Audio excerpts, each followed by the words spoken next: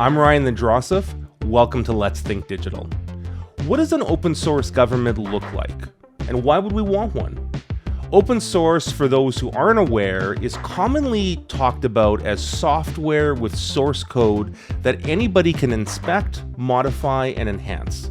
Think about your Linuxes or open offices. But over the years, the open source ethos has expanded to include things like hardware and business processes, and even content like Creative Commons licenses, which is a type of open source license for everything from books to images to video. And when you think about the principles of open source, like collaboration and transparency and shared control, then you can start to see why people think that government should really get serious about adopting open source solutions. Of course, open source in government isn't new.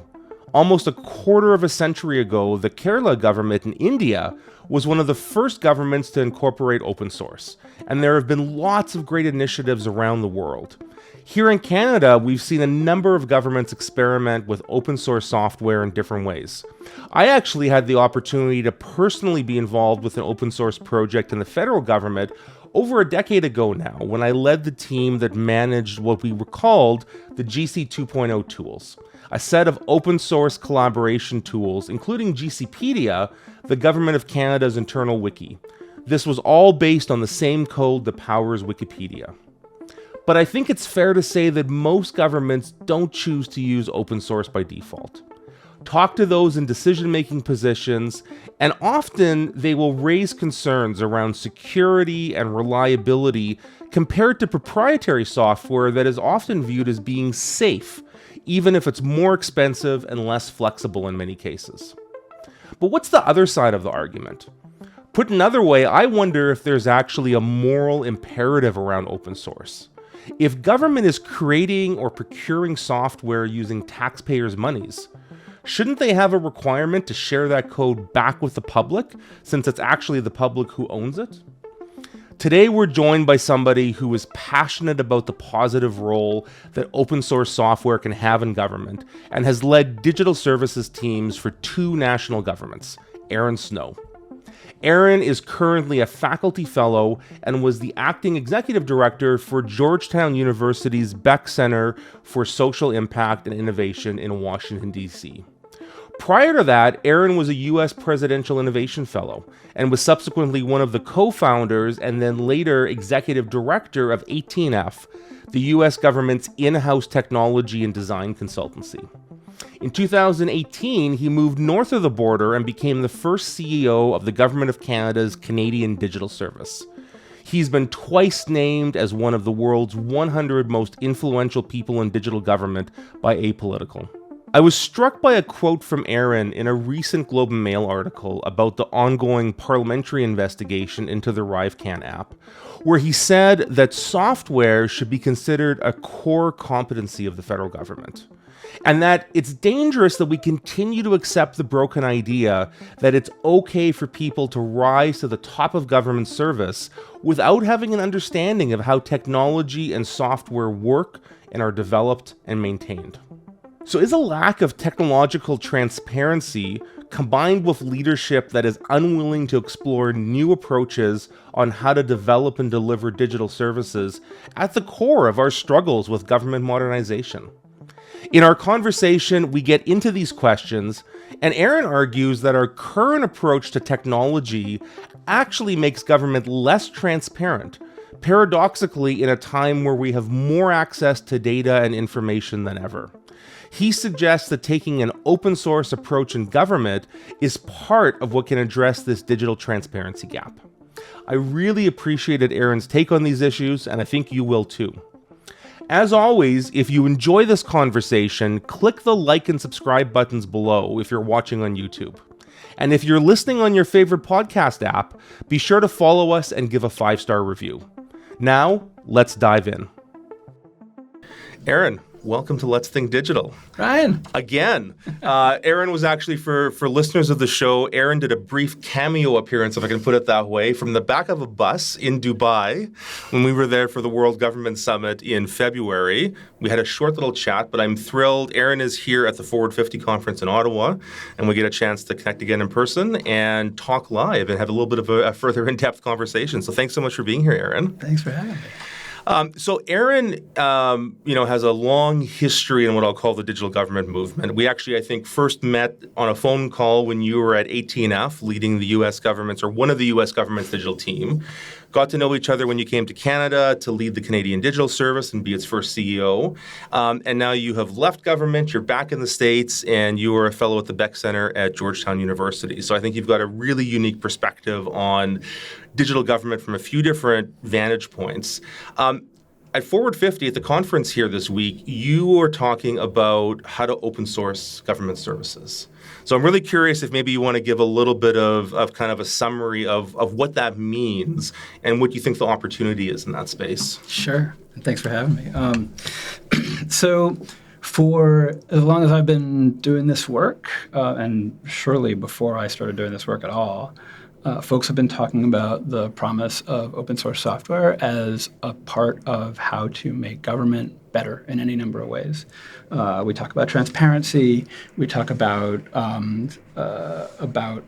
using open source to ensure that that government doesn't get locked into long-term situations with closed source from vendors that leaves them incapable of changing or swapping out or updating without it being prohibitively expensive.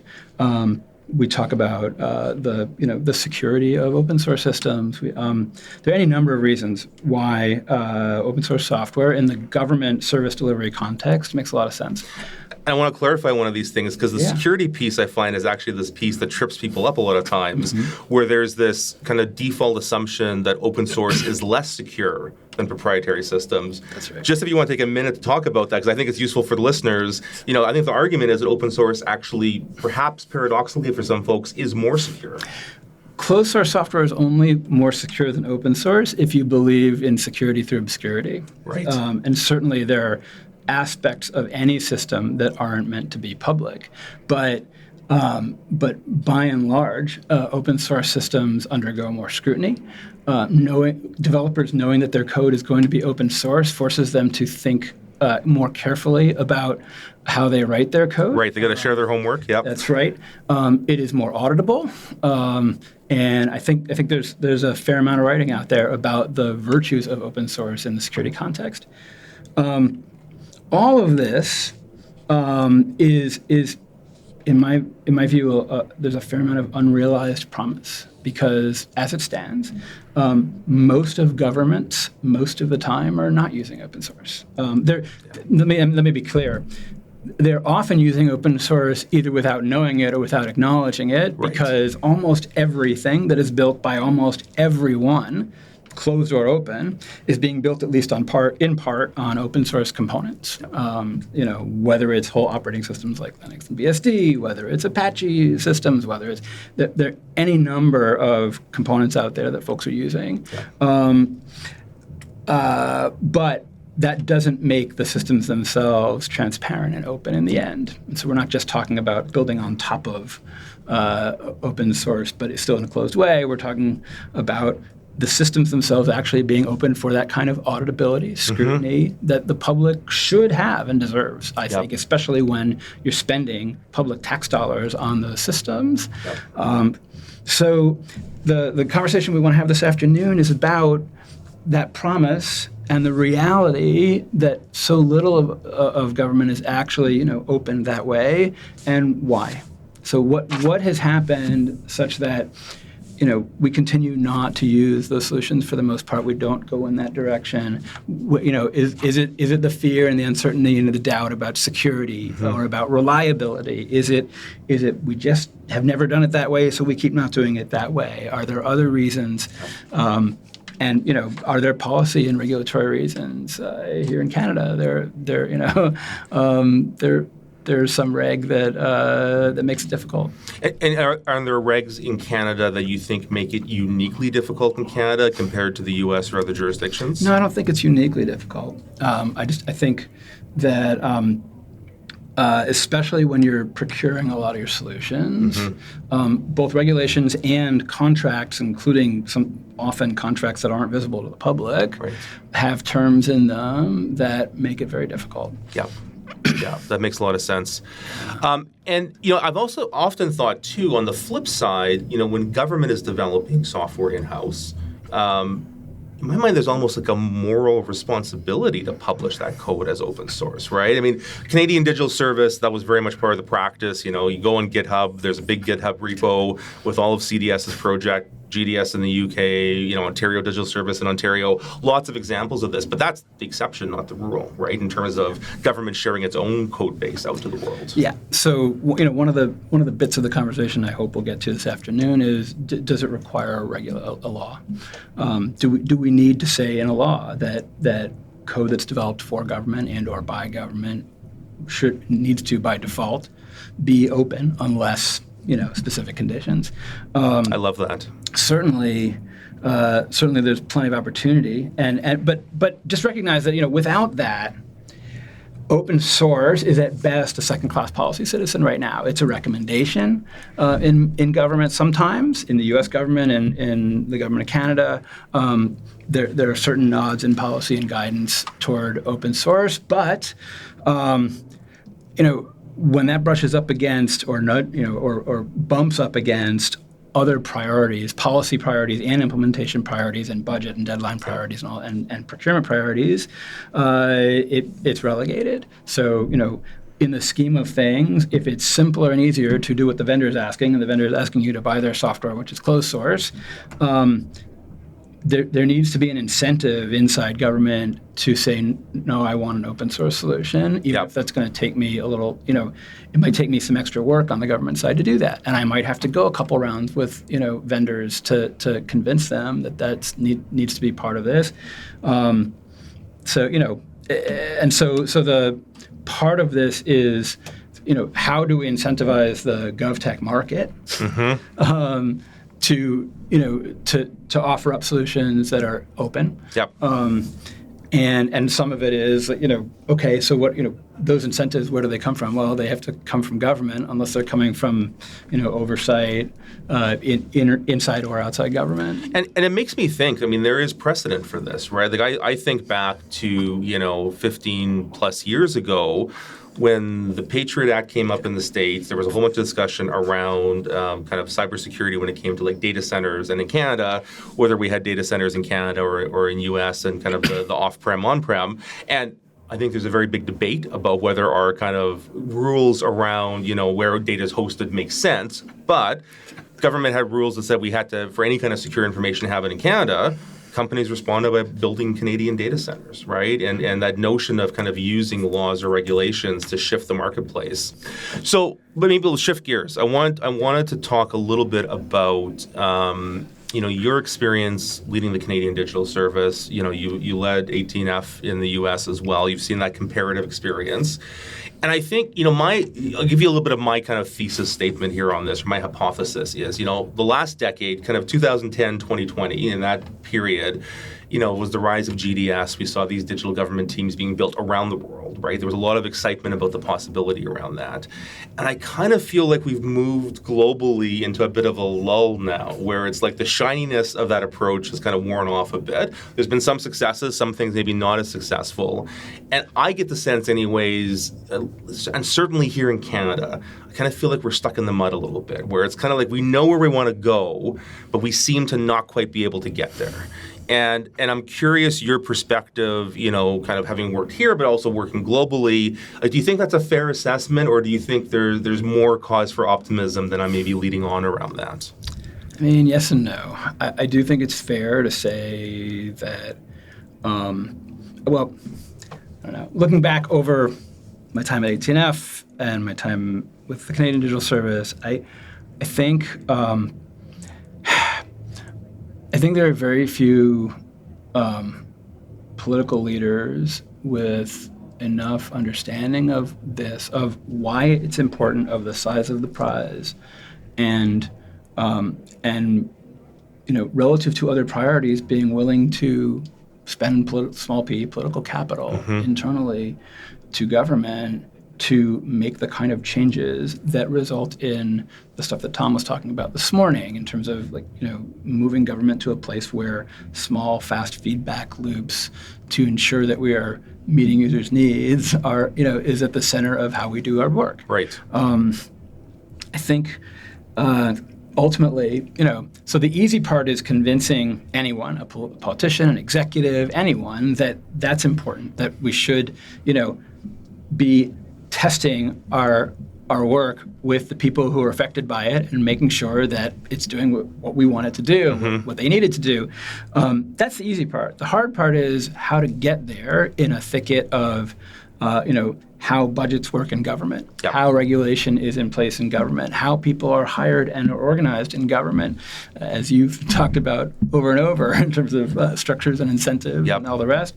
And how initiatives are communicated from government to the public.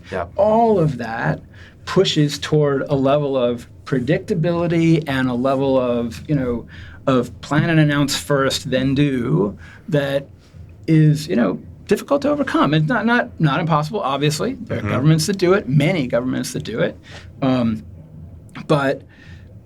We've got layers to go through to get there. But I'm glad you picked up on the political leadership point, because it's something I've been thinking about a lot too. And I would share your assessment that, again, certainly in Canada, but I think this is true in other countries, we have not had strong political leadership on this issue. I think politicians are feeling the effects of public service capacity not being there to deliver on digital, but I'm not sure there's kind of an articulation of what those challenges are. And I wonder, actually, to be honest, this is, a bit more of kind of a meta question, but, our political leaders in general, I think this is true both in the US and Canada and a lot of Western democracies, tend to be less kind of specialists on government than they used to be. We used to have kind of longer tenures in the political sphere where people kind of deeply understood the machinery of government. I think we have less of that now. And I think to your point, if you've got a politician coming into a portfolio for a couple of years maybe before they get shuffled, it's tough for them to understand the depth of how the machinery works to really know how to be able to move it. So, and this is actually what I was going to try to get at earlier too. Technology is part of the machinery of government. When we talk about MOG, we talk about organization, we talk about hierarchy, we talk about authorities. The fact of the matter is, if you roll back to a pre-digital state in any of these, in any service delivery context, when the service was being delivered via human interaction, papers, envelopes, stamps, pens, even printers, folders, file cabinets, etc. When those were the technologies in use, all of that was incredibly transparent for the most part, except for the stuff that might happen in a back room in government office. You could get a pretty good picture of how exactly decisions are being made, who's making them, et cetera, et cetera. Technology, and especially closed technology, has hidden away much of that. And to Jen's point earlier yesterday, sometimes that IT is also hiding the ambiguity, or people are making decisions about what the ambiguity means because they're the ones stuck with an implementation and a deadline and a budget and no access to the policy and lawmakers whose intentions they're attempting to interpret.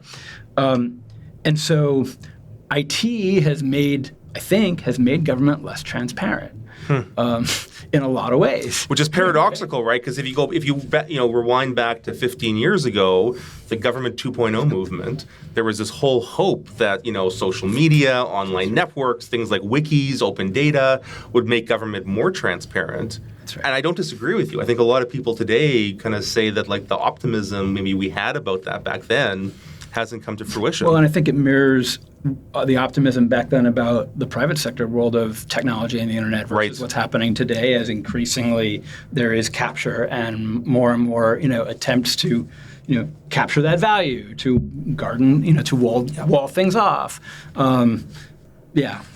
it's happening in both sectors. In government, I think, we have the tools at our disposal in a different way to reverse course on that. I think, honestly, it's much harder in the private sector to reverse course. You have arguments about regulation of capitalism and all the rest.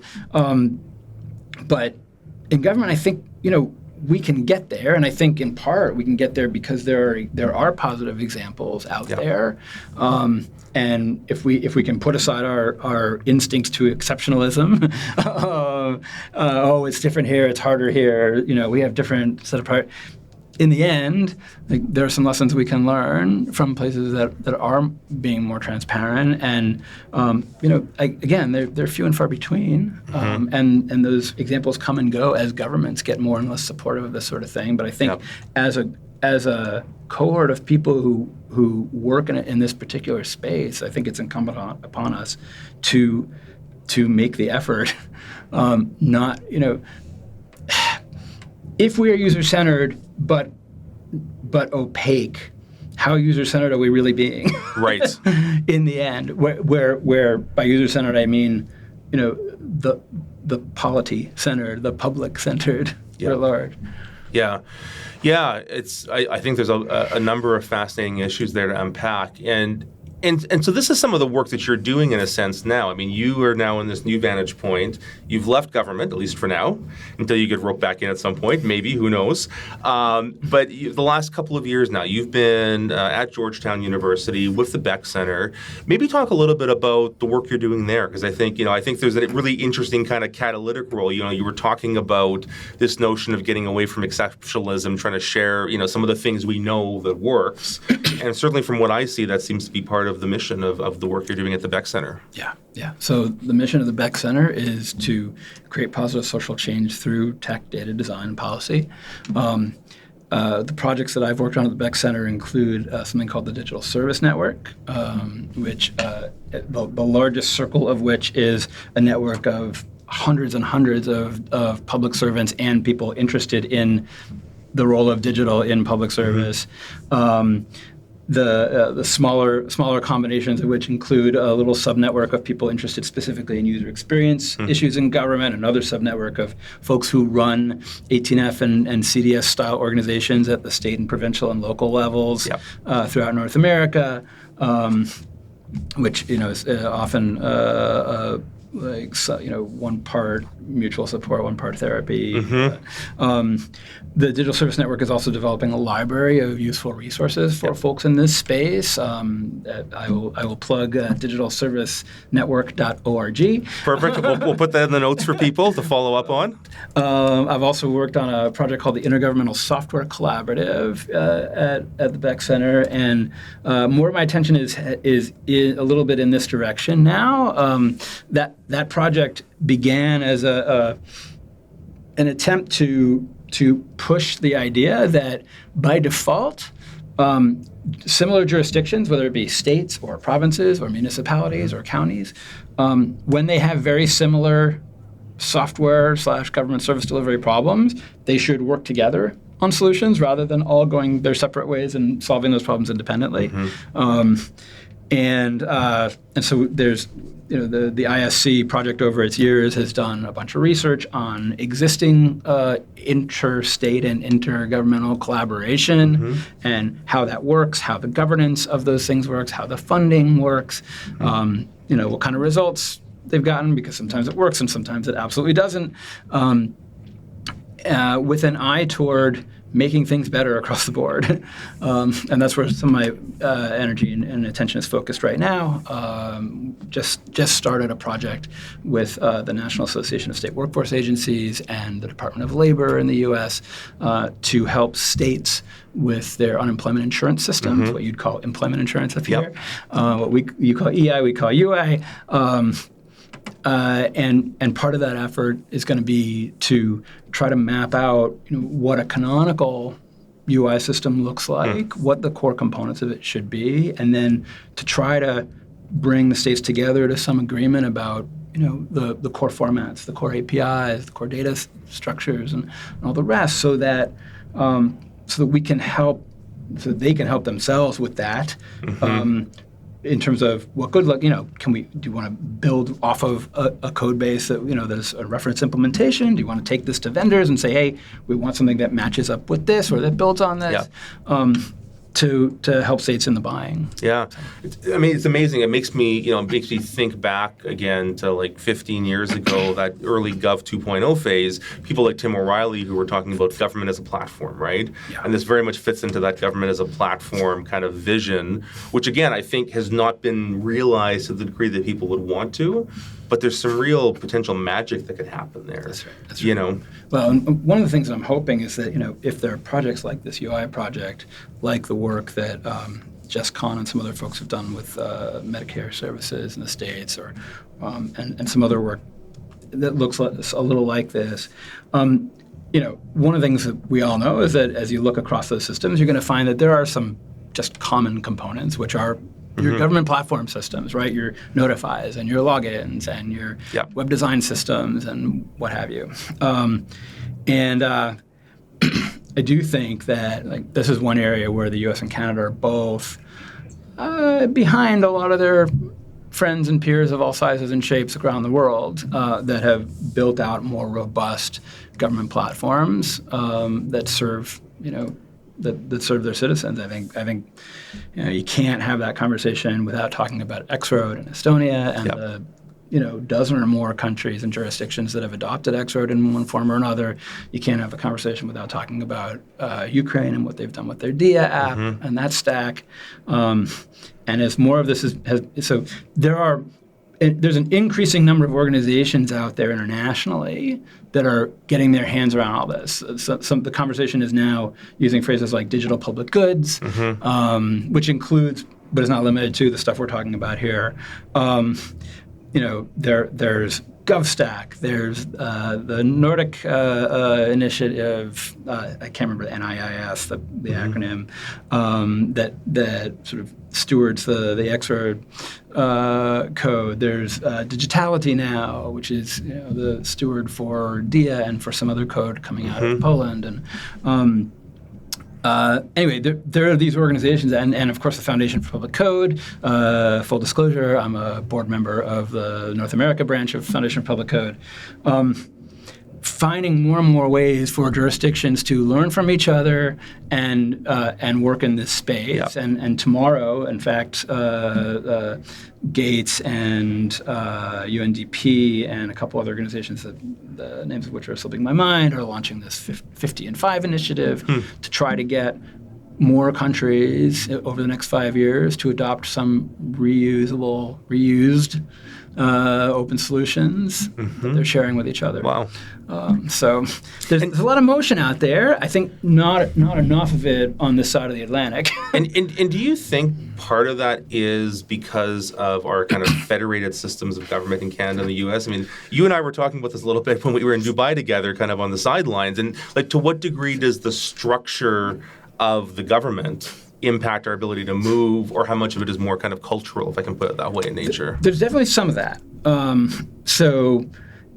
Governments of all sizes are headed in this way. Estonia is a country, 1 million, and people can look at Estonia, well, they had special circumstances, they were in a brownfield, they were a greenfield, et cetera, et cetera. But, India, with its well more than 1 billion people, has also done incredible things in the with open source, including just as one example, the digital vaccine certificate that they were able to stand up in a matter of weeks because they had the platform components already there from the eGov Foundation, and then that system was adopted by other countries around the world in short order. So it happens in countries of all sizes. Now, the Federation of Canada and the U.S. is a difficulty, but it really just pushes the problem down, right? So, in the U.S., we have 50 states and tens of thousands of governments, and each of them needs to undergo a digital transformation. And the smaller ones, have a different set of constraints and incentives, and the larger ones too. They each have a different set of problems. I think so.